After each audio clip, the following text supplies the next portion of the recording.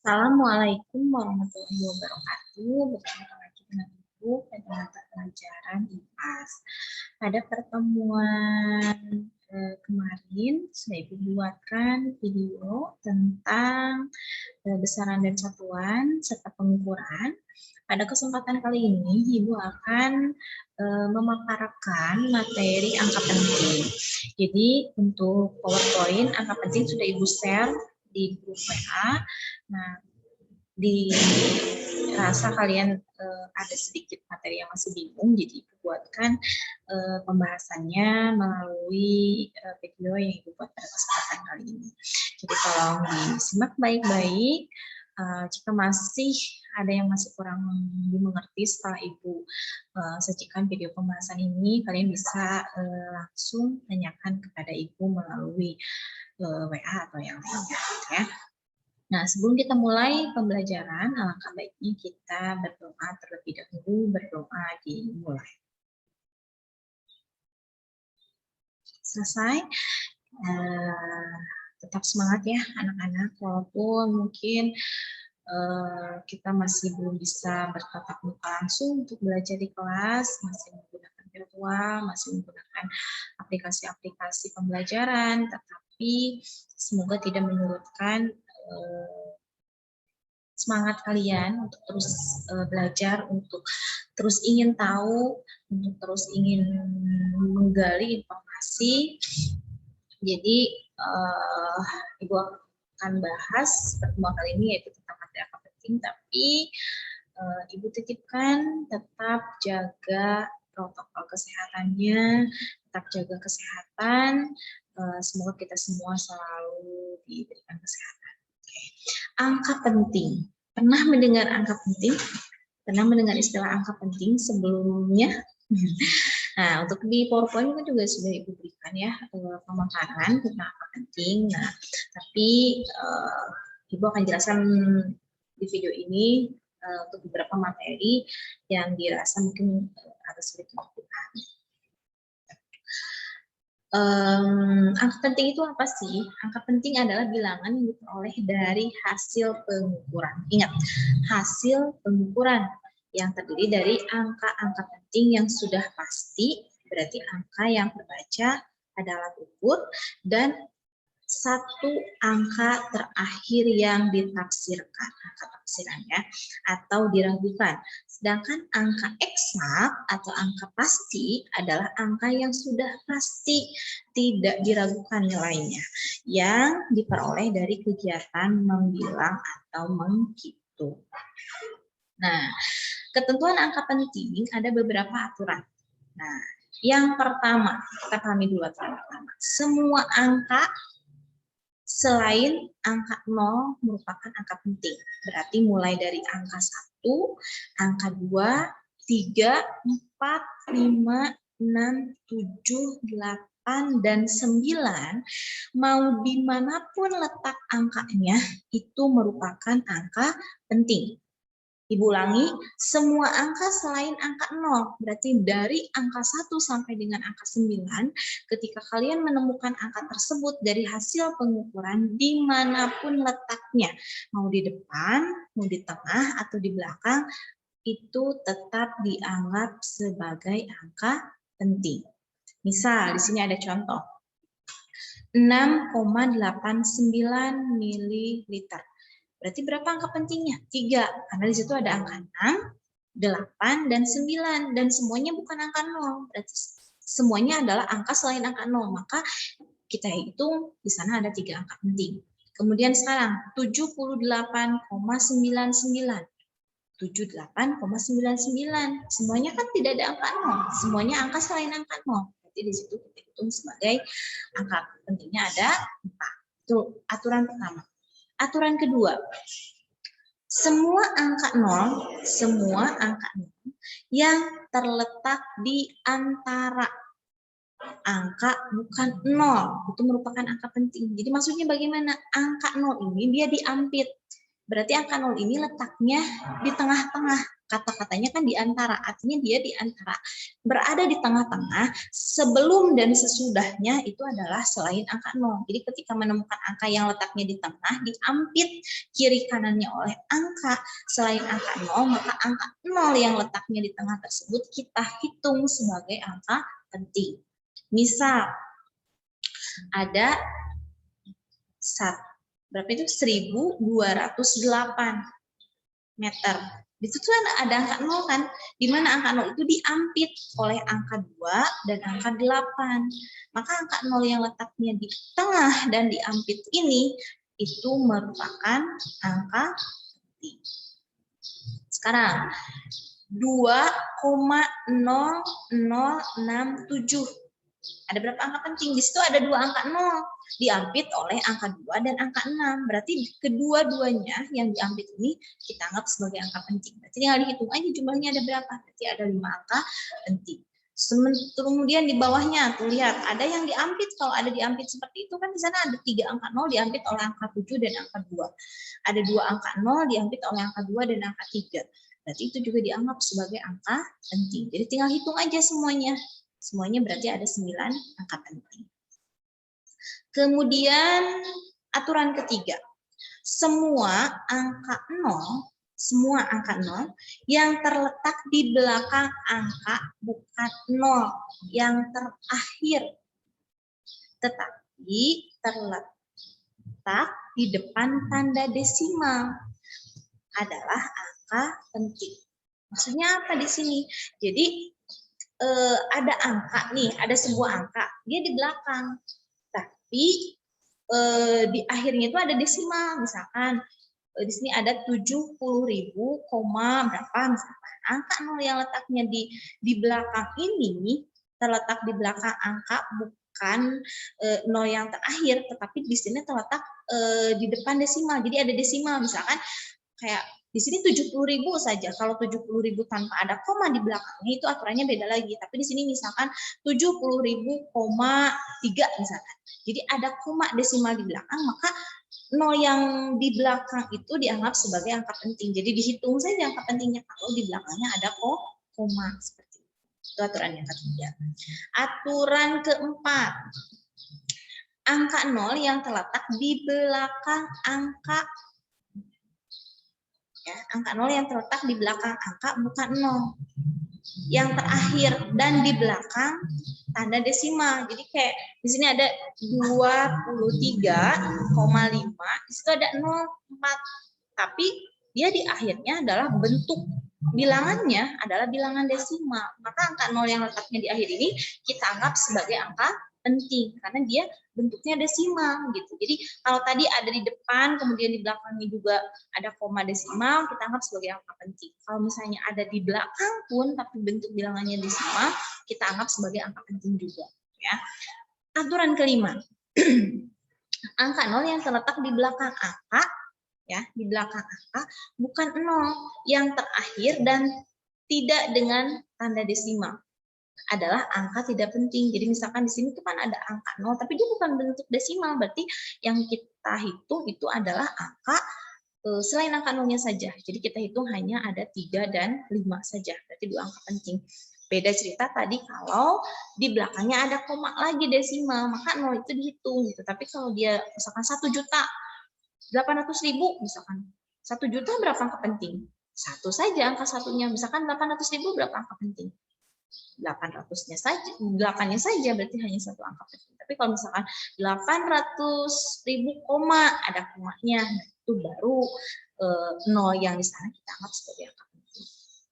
Yang keenam, angka 0 yang terletak di depan angka bukan 0. Jadi ada angka 0 yang terletak di depan, posisinya ini di depan. Tadi kan kalau dia di belakang, kemudian di tengah, diampit itu penting. Tapi kalau di depan itu tidak penting dianggapnya. Jadi misalkan ada 0 yang dia hanya sebagai jeda saja di depan desimal sampai di belakangnya ada angka-angka selain angka 0. Maka angka 0 yang letaknya di depan itu kita tidak anggap sebagai angka penting. Jadi bukan angka penting. Jadi kalau ada 0,000352 berarti kita hitungnya 352. Berarti hanya ada 3 angka penting saja. 0 yang letaknya di depan tidak kita anggap sebagai angka penting. Ya, awas harus jangan ketukar-tukar aturan. Karena ini sangat dasar sekali untuk kita melanjutkan materi selanjutnya. Karena pasti dalam pembulatan, dalam perhitungan kita harus menggunakan angka. Nah, aturan pembulatan pasti sudah belajar mungkin ya waktu SMP atau SD juga kita kan sudah belajar dibulatkan, istilahnya kalau disunat dibulatin aja gitu kan, dibulatkan gitu. Pasti harus ada aturan pembulatan.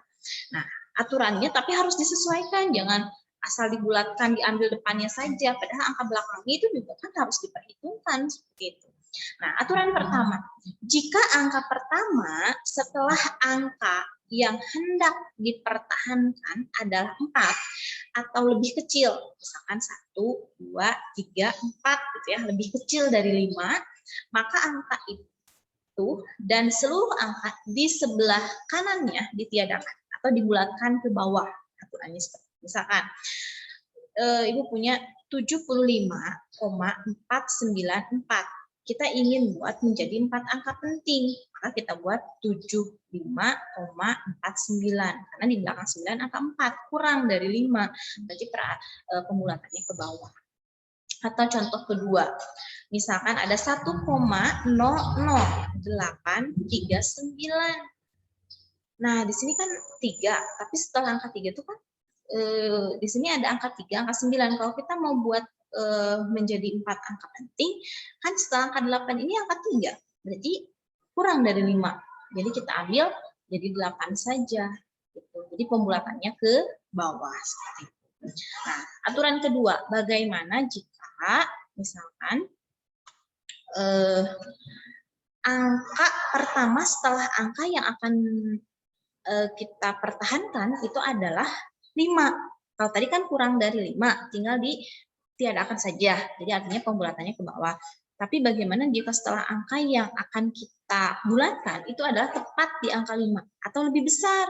Maka angka tersebut dan seluruh angka di bagian kanannya ditiadakan dan angka terakhir yang dipertahankan bertambah 1. Bertambah 1 itu misalkan bagaimana? Kayak tadi misal 75,4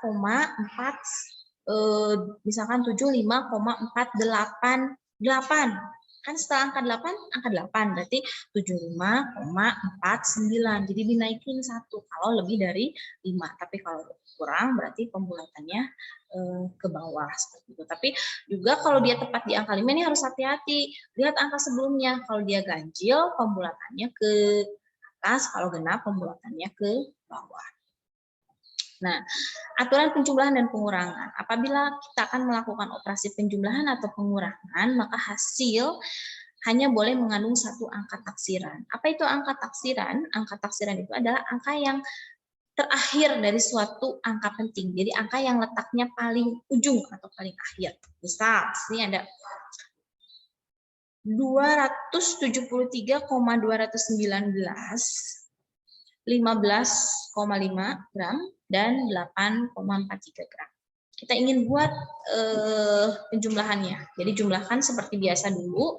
Jadi jumlahkan seperti biasa. Nah dari sini kan kita lihat 273,219 angka taksiran itu angka yang letaknya paling belakang. Berarti posisi angka taksiran di 273,219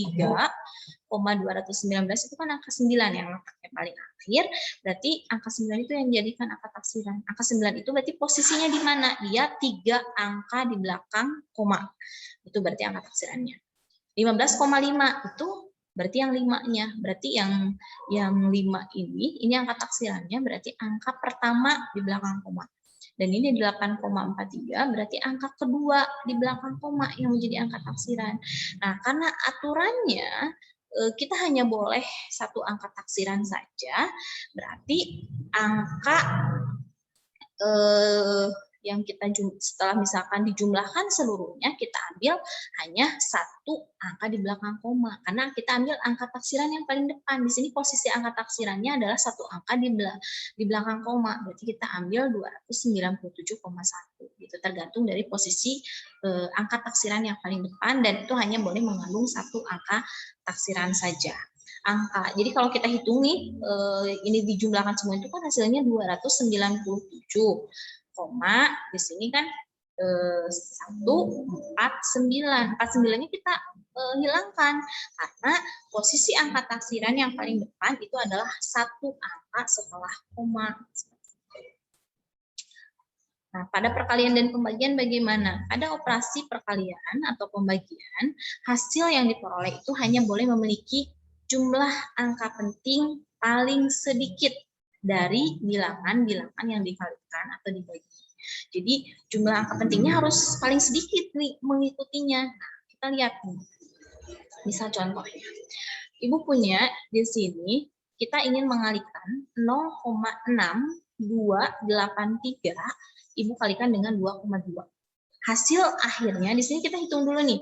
Angka penting di soal berapa? Jadi hasilnya itu harus mengikuti jumlah angka penting paling sedikit dari yang di soal. Di sini kan ada 0,6283. Tadi ketika ada 0 di depan hanya sebagai jeda desimal sebelum ada angka itu tidak dianggap sebagai angka penting.